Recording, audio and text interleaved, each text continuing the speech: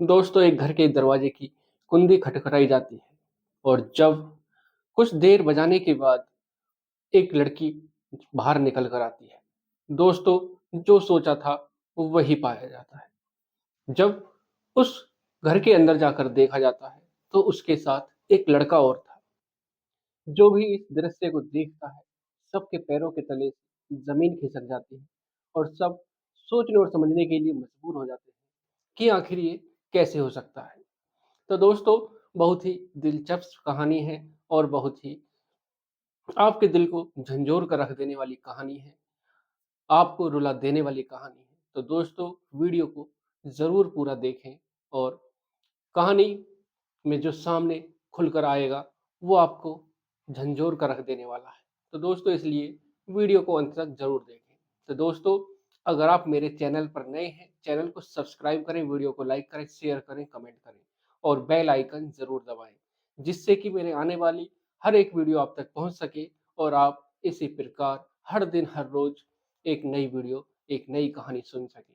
तो दोस्तों, चलते हैं आज की इस कहानी की तरफ।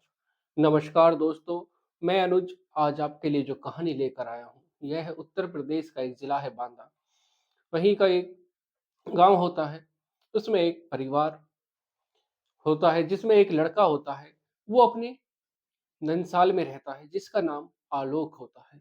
आलोक अपनी नंसाल में रहता है और वहाँ पर ऑटो चलाने का काम करता है। दोस्तों, जो नंसाल होती है, उसमें उसकी नानी और उसकी मामी और मामी की एक 8 साल की बच्ची होती है। जो मामा होते हैं, वो बाहर जॉब करते हैं, बाहर काम करते हैं, कभी नासिक, कभी महाराष्ट्र, कभी बैंगलोर। वो इधर-उधर काम से जाते रहते हैं, इसलिए वो 2 महिला अकेली ना रहें घर पे। जो आलोक है, वो अपनी नानी के यहाँ पर रहना शुरू कर देता है। और वहीं पर रहकर वो अपनी पढ़ाई करता है और फिर पढ़ाई करने के बाद वो ऑटो चलाने का काम शुरू कर देता है। दोस्तों, और उनके पड़ोस में ही एक मुस्लिम परिवार रहता है। उसमें एक लड़की होती है जिसका नाम फ़ातिमा होता है। फ़ातिमा आलोक की नानी के घर पर रोज़ आना-जाना रहता है उसका और जैसे आस-पास के जो पड़ोसी हैं, एक-दूसरे को जानते हैं, प्यार-मोहब्बत होती है एक-दूसरे पड़ोसी से, घर पर आना-जाना लगा रहता है।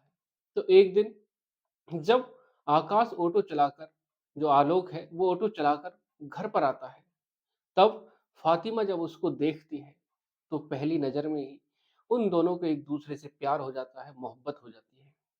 उसके बाद वो एक-दूसरे से मिलना शुरू कर देते हैं, बातचीत शुरू कर देते हैं और धीरे-धीरे उनका जो प्यार है, वो एक-दूसरे के लिए मरने-मारने के लिए उतारू हो जाते हैं।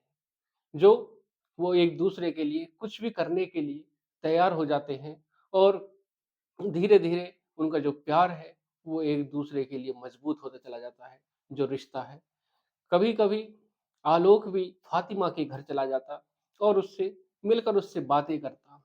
दोस्तों, जब यह खबर फ़ातिमा के घरवालों को पता चलती है, तो वो हैरान हो जाते हैं और सोचने लगते हैं कि आखिर अब क्या करें? दोस्तों, एक दिन आलोक के घर पर, नानी के घर पर फ़ातिमा के अब्बू जान जाते हैं, अब्बू जो होते हैं, वो जाते हैं और आलोक की नानी से कहते हैं कि आपका जो लड़का है, ये जो आलोक है, ये काफ़ी घूमने-फिरने लगा है। इसको थोड़ा इस पर थोड़ी लगाम लगा कर रखो, ज़्यादा घूमे नहीं। उसके बाद आलोक की नानी कहती है कि नहीं ऐसा तो नहीं है, वो तो सिर्फ़ अपना काम करता है, ऑटो चलाकर अपने घर पर आ जाता है और उसको तो मैंने कहीं घूमते-फिरते नहीं देखा है।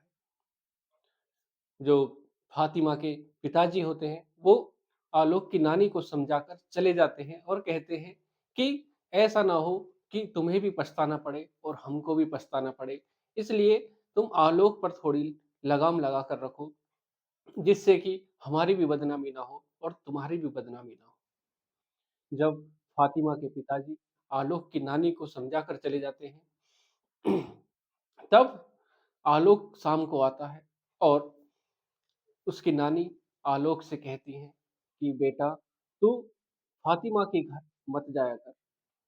उसके घर जाने से उसके परिवार वालों को दिक्कत होती है, परेशानी होती है, तू उससे मिला मत कर। आलोक कहता है कि नहीं नानी, ऐसा कुछ भी नहीं है। हम तो दोनों बस सिर्फ़ और सिर्फ़ दोस्त हैं, अच्छे दोस्त हैं। थोड़ी बहुत बातें कर लेते हैं एक-दूसरे से मिलकर, ऐसा कुछ भी नहीं है। समय बीतता है, उनकी जो दोस्ती है, प्यार है, वो और मज़बूत होता चला जाता है और जब आलोक फिर भी उसके घर पर जाना जारी रखता है, वो नहीं रुकता। जब फ़ातिमा के परिवार वाले आलोक को उसके घर पर देखते हैं, उसको मिलता-जुलता देखते हैं, तो कुछ ही दिनों बाद जो फ़ातिमा है, फ़ातिमा के पिताजी सोचते हैं कि अब फ़ातिमा की हमें शादी कर देनी चाहिए। इससे अच्छा और कुछ भी नहीं होगा। क्या फ़ क्या फ़ायदा कि कुछ आगे चलकर ये हमारी नाक कटवा दे, बिरादरी में, रिश्तेदारों में हम कहीं के मुँह दिखाने के भी काबिल ना रहें।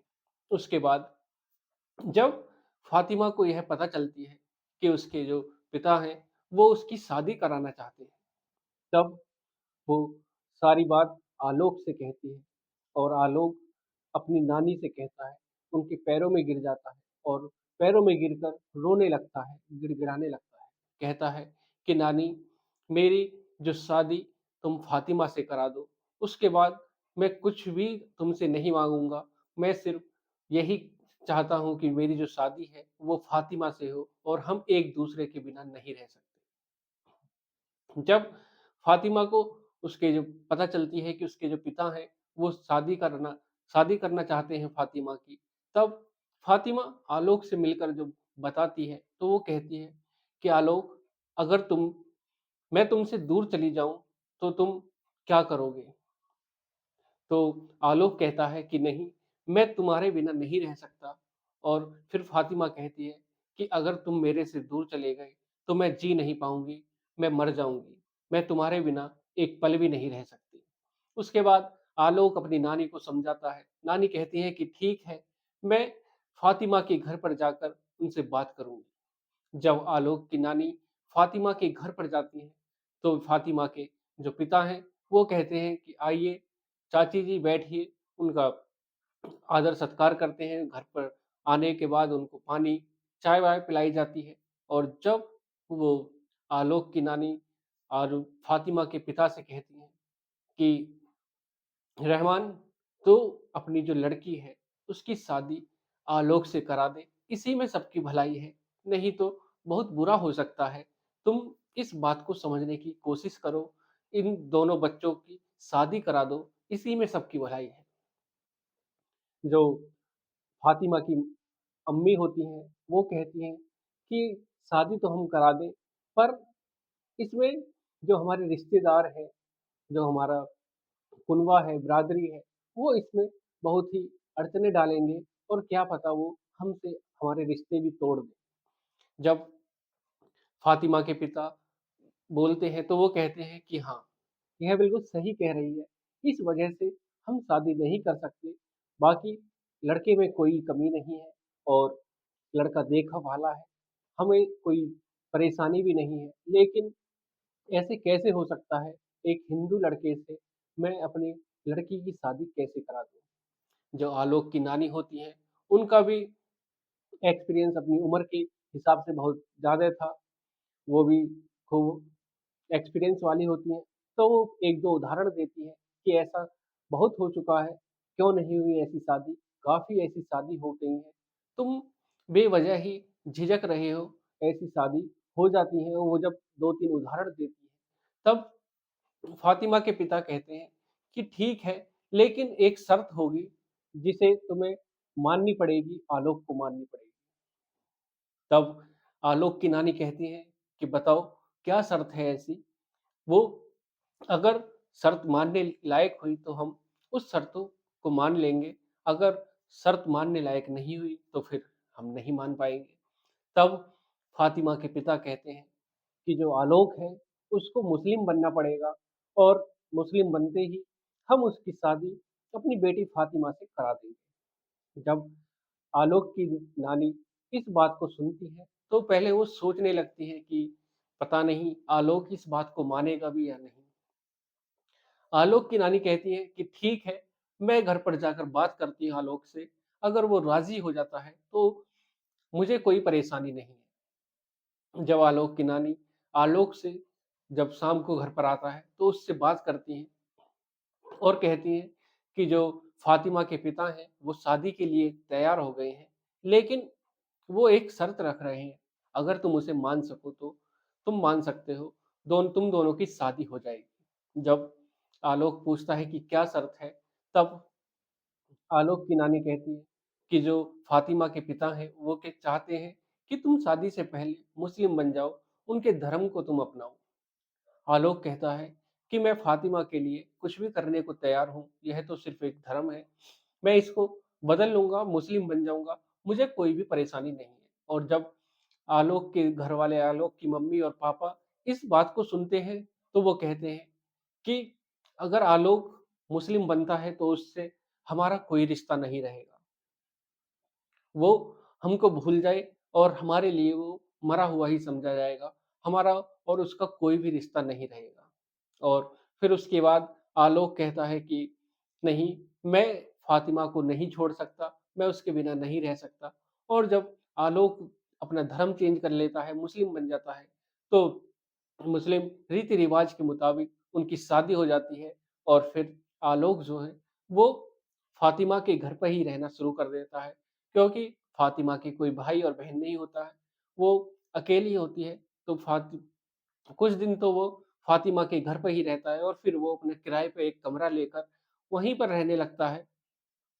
समय बीतता है, दोनों के फ़ातिमा और आलोक के बच्चे हो जाते हैं, 2 बच्चे होते हैं और जब 6-7 साल हो जाती हैं, तब उसकी नानी की तबीयत खराब होना शुरू हो जाती है और जब काफ़ी समय हो जाता है, उनकी तबीयत ठीक होने का नाम नहीं लेती, तब आलोक की जो मम्मी होती हैं, वो आती हैं और आलोक की नानी को अपने साथ लेकर चली जाती हैं। अप वहाँ पर ले जाने के बाद उनकी सेवा की जाती है। वो चिकित्सा दी जाती है और जब उनकी जो तबीयत है वो रिकवर नहीं होती है, सही नहीं होती है, तब वो कहती हैं कि मुझे एक बार आलोक से मिला दो।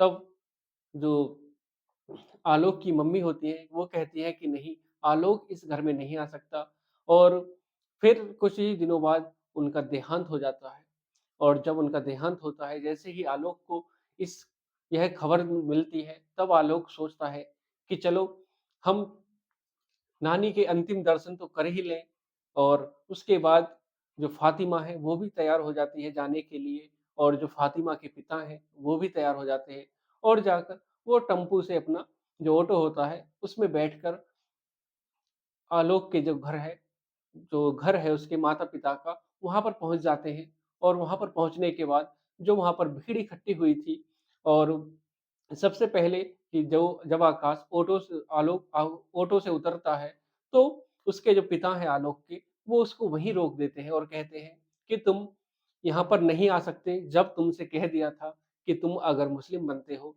धर्म चेंज करते हो और इस लड़की से शादी करते हो, तो हमारा और तुम्हारा कोई संबंध नहीं रहेगा और तुमने हमारी बात नहीं मानी, इसलिए तुम जो तुम्हारी नानी है, उनके दर्शन नहीं कर सकते, अंतिम दर्शन नहीं कर सकते और ना ही तुम मेरी दहलीज पर चढ़ सकते हो। उसके बाद आलोक रोने लगता है, गिड़गिड़ाने लगता है और कहता है कि मुझे एक बार अपनी नानी के दर्शन करने दो और वो वहीं पर ज़मीन पर गिर जाता है, गिड़गिड़ाने लगता है, लेकिन कोई भी उसकी बात को नहीं सुनता है। जो और आस-पास के जो पड़ोसी होते हैं, रिश्तेदार आए हुए थे और जो बुज़ुर्ग जो व्यक्ति होते हैं वहाँ पर, सब यही कहते हैं कि नहीं, इसने अगर बात नहीं मानी थी, यह मुस्लिम बन गया, तो हमारा इससे कोई भी रिश्ता नहीं है और ये इस दहलीज पर कदम नहीं रख सकता। जब काफ़ी देर हो जाती है, जब जो फ़ातिमा के पिता हैं, वो इस दृश्य को देखते हैं कि आलोक अपनी नानी के दर्शन करने के लिए इतना गिड़गिड़ा रहा है, इतना रो रहा है और बेसब्री से वो रो रहा है और कोई भी उसको अंदर नहीं जाने दे रहा। तब जो फ़ातिमा के पिता हैं, वो भी रोने लगते हैं।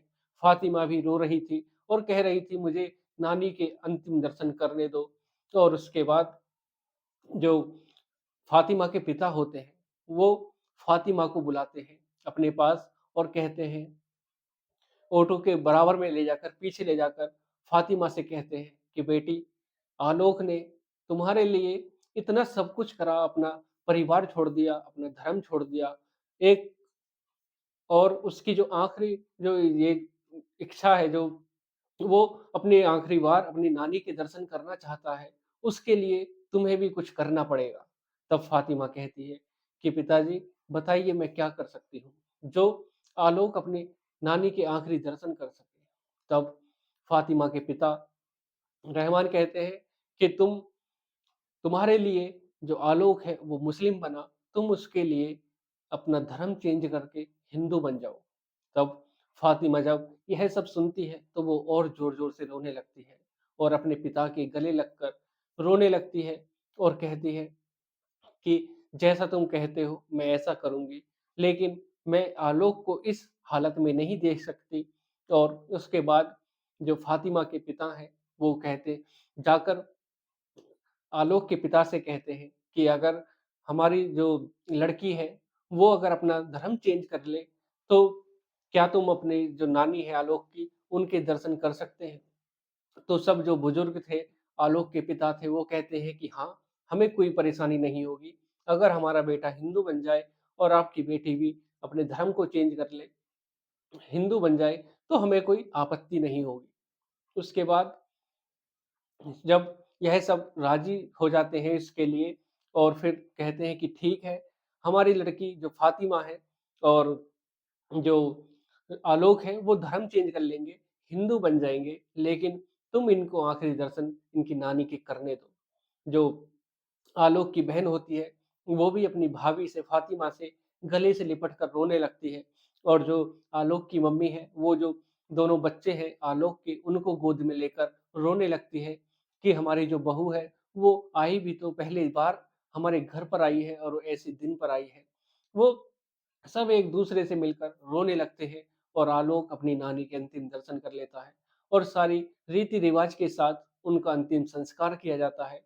जो फ़ातिमा के पिता हैं, वो भी अंदर घर में एंट्री कर लेते हैं, प्रवेश कर लेते हैं और सारी रस्मों रीति-रिवाज़ों के साथ जब आलोक की नानी के अन अंतिम संस्कार करने के बाद 13 दिनों तक आलोक और फ़ातिमा उसी घर में रहते हैं और सारे अच्छे तरीके से फ़ातिमा भी अपने रीति-रिवाज़ जो भी डेली के रीति-रिवाज़ होते हैं, उनको अच्छे से करती है और जो आलोक की मम्मी होती है, वो कहती है कि मेरे जो दोनों ये पोते हैं, इतने दिनों मेरे से दूर रहे, इतनी अच्छी मेरी बहू है, इतने अच्छे से सारा काम करती है, मेरे से दूर रही और हमारी ही गलती थी, जो हमने अपने बेटे को हम अपने से अलग कर दिया।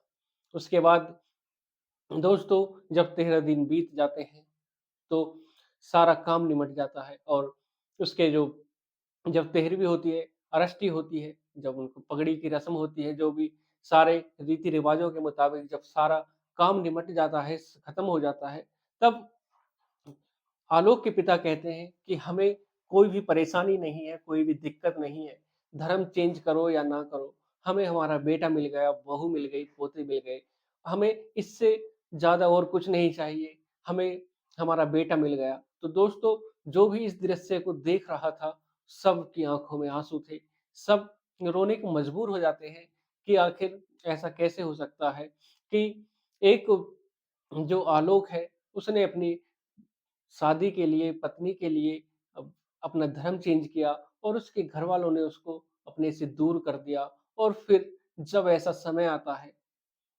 कि घरवाले भी टूट जाते हैं और अपने जो बेटा होता है, आलोक होता है, अपनी बहू, उनको अपना लेते हैं और कहते हैं कि तुम धर्म चेंज करो या ना करो, हमारे साथ रहो, हमें सिर्फ़ यही चाहिए। पूरा परिवार एक हो जाता है, सब एक-दूसरे से गले से लगकर रोने लगते हैं। और आलोक की बहन भी अपनी भाभी को भाभी, भाभी कहकर उनके गले से लगकर रोने लगती है और कहती है कि मेरी भाभी इतनी अच्छी हैं और जो मेरे से इतनी दूर रहीं इतने समय तक। दोस्तों, सारा परिवार एक हो जाता है और पूरी हँसी-खुशी के साथ सब एक साथ रहने लगते हैं। तो दोस्तों, आज की कहानी ये रही आपके सामने। अगर आपको कहानी तनिक भी अच्छी लगी हो, वीडियो को लाइक करें, शेयर करें और कमेंट करें और अपनी राय ज़रूर दें कि आपको वीडियो कैसी लगी और अपना नाम ज़रूर लिखें, जिससे कि मैं आपकी वीडियो के अंत में आपका नाम ले सकूँ। तो दोस्तों, अगर आप मेरे चैनल पर पहली बार हैं, चैनल को सब्सक्राइब करें, वीडियो को लाइक करें, शेयर करें, कमेंट करें और बेल आइकन ज़रूर दबाएँ, जिससे कि मेरे आने वाली हर एक वीडियो आप तक पहुँच सके और आप हर दिन, हर रोज़ इसी प्रकार की कहानियाँ सुन सकें। दोस्तों, चैनल पर नए हैं तो चैनल को सब्सक्राइब करना ना भूलें और बेल आइकन ज़रूर दबाएँ, जिससे कि मेरा हौसला बढ़ता रहे और मैं आपके लिए हर दिन, हर रोज़ इसी प्रकार की कहानियाँ लेकर आता रहूँ। तो दोस्तों, आज की जो कहानी है इसको सुनाने का उद्देश्य किसी का दिल दुखाना नहीं, किसी को परेशान करना नहीं, बल्कि आपको जागरूक करना है कि कोई भी किसी भी प्रकार की मजबूरी किसी की भी सामने आ सकती है, तो उसका डटकर मुकाबला करें, उसको पीछे ना हटें। और तो दोस्तों, मिलते हैं एक और कहानी के साथ। आज के लिए सिर्फ इतना ही। नमस्कार, जय श्री श्याम।